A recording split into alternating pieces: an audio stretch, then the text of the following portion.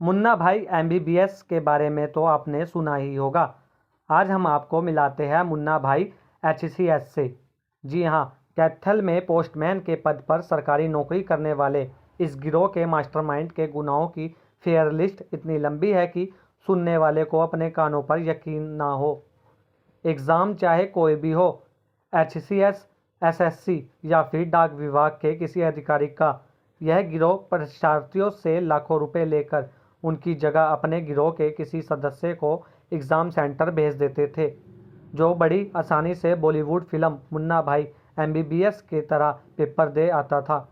यह गिरोह अब तक लाखों रुपए लेकर ऐसे 15 पेपर दे चुका है, मगर टेक्नोलॉजी के आगे इनका बस नहीं चला और 2 परीक्षार्थियों का बायोमेट्रिक सैम होने के चलते इस गिरोह के 3 सदस्य अब सलाखों के पीछे पहुंच चुके हैं। यमुनानगर सीआईए स्टाफ इंचार्ज ने बताया कि पिछले दिनों हरियाणा में एचसीएस के एग्ज़ाम हुए थे। इस दौरान फरीदाबाद के डीपीएस स्कूल में बने एक सेंटर में संजय नामक युवक ने एग्ज़ाम दिए। संजय की बायोमेट्रिक डिटेल पिछले साल यमुनानगर के डीएवी कॉलेज फॉर गर्ल्स में हुई एचसीएस का एग्ज़ाम देने वाले नीरज से मैच कर गई।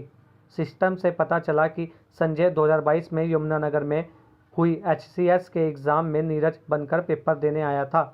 पुलिस की माने तो इस साल फरीदाबाद में हुए एचसीएस के एग्ज़ाम में संजय खुद के लिए ही एग्ज़ाम दे रहा था।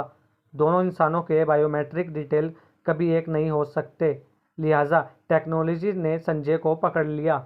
ये दिनांक 21/9/23 को हमारा हरियाणा में एचसीएस का एग्ज़ाम था और उसी एग्ज़ाम के दौरान फरीदाबाद एक डीपीएस स्कूल में जो सेंटर था उसमें एक लड़का पकड़ा गया था, जिसमें बायोमेट्रिक के दौरान ये पाया गया सिस्टम पर, उनके सिस्टम सॉफ्टवेयर पर है, एग्ज़ाम का जहाँ सर्वर है, कि एक संजय नाम का लड़का है जो लास्ट टाइम ये 2022 में भी डीएवी गर्ल कॉलेज यमुनानगर में वो अपीयर हो चुका है और उस समय वो नीरज नाम से एग्ज़ाम में अपीयर हुआ था, जबकि इस बार वो संजय नाम से अपीयर हो रहा है।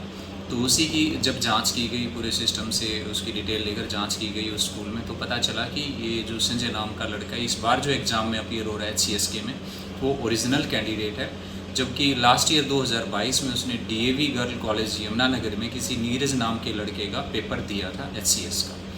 तो उसी के संबंध में फरीदाबाद में 0 FIR दर्ज की गई थी, जो ट्रांसफ़र हुई यमुनानगर में। और कल सुबह हमने हमारे सिटी यमुनानगर थाने का ये बनता था अपराध क्षेत्र, तो वहाँ मुकदमा दर्ज करके जांच माननीय एसपी साहब यमुनानगर द्वारा CIA 1 को दी गई और उसी दौरान फिर हमने संजय रिंदवाल को पूछताछ के बाद गिरफ़्तार किया गया।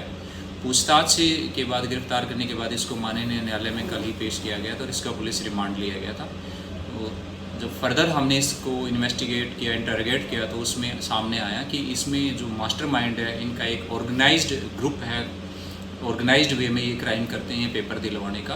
तो इनका जो मास्टरमाइंड है वो पवन नाम का लड़का है, जो कैथल डाक विभाग में पोस्टमैन के तौर पर नौकरी कर रहा है और कोचिंग सेंटर भी इन्होंने चलाया है। इसके अलावा इनका एक साथी सुनील वासी कैथल है वो भी, और जो पता लगा था कि नीरज जिसका इसने एग्ज़ाम दिया था संजय ने, वो कैमला जो हमारा घरोंडा के पास है वहाँ का रहने वाला है। इसके अलावा भी 2-3 और इसमें नाम जींद से और आसपास से क्षेत्र से आए हैं।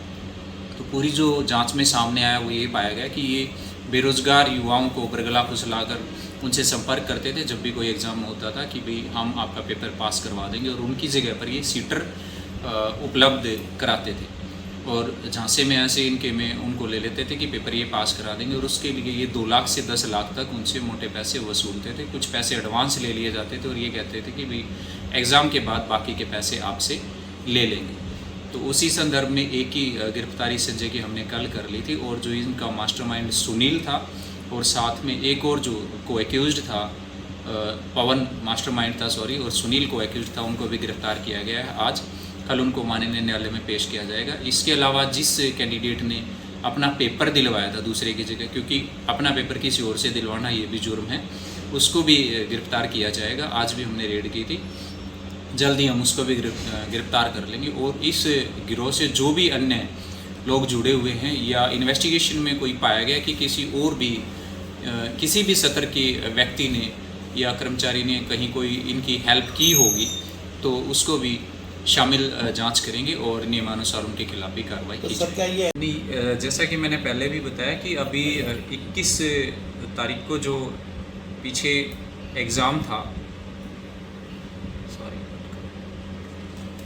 जैसा कि ये बताया था कि ये जो एग्ज़ाम था अभी हमारा HCS का 2 दिन पहले, उस एग्ज़ाम में जब बायोमेट्रिक इसके किए गए, संजय नाम का जो हमने पकड़ा, तो बायोमेट्रिक के दौरान ही जो एग्ज़ाम कंडक्ट करती है फार्म, उनके सर्वर पर ही एरर आता है। उसमें पता चलता है, एक अलर्ट आता है कि भाई ये जो बंदा है जिसके बायोमेट्रिक अभी हुए हैं संजय नाम से, ये लास्ट ईयर भी एग्ज़ाम में, HCS के एग्ज़ाम में अपीयर हो चुका है और उस समय ये नीरज नाम से अपीयर हुआ था। तो संभावना अपने आप ही बन जाती है कि या तो पिछली बार जो नीरज नाम से अपीयर हुआ है वो गलत है, या फिर जो इस बार संजय नाम से अपीयर हो रहा है वो गलत है, क्योंकि एक के ही बायोमेट्रिक 2 के स्थान पर नहीं हो सकते। और उसी से ये फिर आगे कार्रवाई में पकड़ा गया। मतलब टेक्नोलॉजी के बेस पे इनको पकड़ा गया है? जी बिल्कुल। आए हैं जो सीटर इन्होंने उपलब्ध कराए हैं, तो उनकी भी हम जाँच पड़ताल कर रहे हैं। उन्हें भी जो भी होगा इसमें गिरफ्तार किया जाएगा। तो आगे क्या कार्रवाई की जाए? आगे इसमें इन्वेस्टिगेशन चली हुई है, इनका रिकॉर्ड भी लिया जाएगा। जो हमारा यहाँ पर अभियोग अंकित हुआ है उससे संबंधित जो एग्ज़ाम हुआ था उस समय इस की जो एडमिट कार्ड था और जो ज़रूरी दस्तावेज़ हैं या उस एग्ज़ाम से संबंधित जो भी लोग थे उनको शामिल जांच किया जाएगा, शामिल तफ्तीश किया जाएगा। और जो भी तकनीकी मदद उनसे मिल सकती है, उनसे जो रिक्वायरमेंट होगी, जैसे एडमिट कार्ड की आंसर OMR शीट की जो भी रिक्वायरमेंट होगी वो आगे किया जाएगा। पूछताछ में करीब 10 से 15 के बारे में हमें पता चला है कि जिनका इन्होंने पेपर दिया है, और कुछ ऐसे भी है जिनका पेपर दिया ही नहीं। बातचीत उनसे ज़रूर की कि भी हम आपका पेपर देंगे, लेकिन उनसे कुछ पैसे भी इन्होंने ले लिए, 50,000, किसी से 1 लाख, किसी से 20,000, और जबकि उनका पेपर भी इन्होंने नहीं दिया था। इस तरीके से भी इन्होंने कुछ पैसा और जो गलत तरीके से कमाया। तो क्या थे कि भी हर हालत में आपको पेपर पास करा कर देंगे, और उनको इस तरह से पूरा यकीन दिला दिया जाता था कि भी रिज़ल्ट आएगा तो ही पैसे लेंगे। प्रारंभिक तौर पर जब बात करते थे तो यही कहते थे कि भी हम पैसे एडवांस नहीं लेंगे, एग्ज़ाम पास होने के बाद पैसे लेंगे। लेकिन एग्ज़ाम जैसे ही नज़दीक आता था, एग्ज़ाम से 1-2 दिन पहले या 2-4 दिन पहले ये उनसे कुछ पैसे खर्चे के नाम पर ले लेते थे कि भी नहीं तो हम देने नहीं जाएंगे, कि एडवांस कुछ पैसे उसमें से दो। तो सर क्या इन्वेस्टिगेशन इसमें अभी नहीं हुई है कि भी कितना इन्होंने फ्रॉड किया है। टेंटेटिवली इनको याद है कि भी किसी में 2 लाख, किसी में 50,000, तो करीब उसके हिसाब से देखें तो 10 से 15 लाख रुपए बनते हैं कि जो इन्होंने एडवांस लोगों से लिए हैं। और बाकी जो ये था कि भी एग्ज़ाम पास होने के बाद जो और लेने थे, अगर वो आप सारा जोड़ेंगे तो वो काफ़ी बड़ी अमाउंट में वो बन जाता है। तो सर एग्जाम पास पूछताछ में जैसे पता चला है कि इन्होंने करीब ये 10 से 15 एग्ज़ाम अभी तक ये दे चुके हैं पिछले 2 से 3 सालों में, और उसमें कुछ डाक विभाग के भी थे, MTS के, जो अभी भी दिल्ली में चले हुए हैं।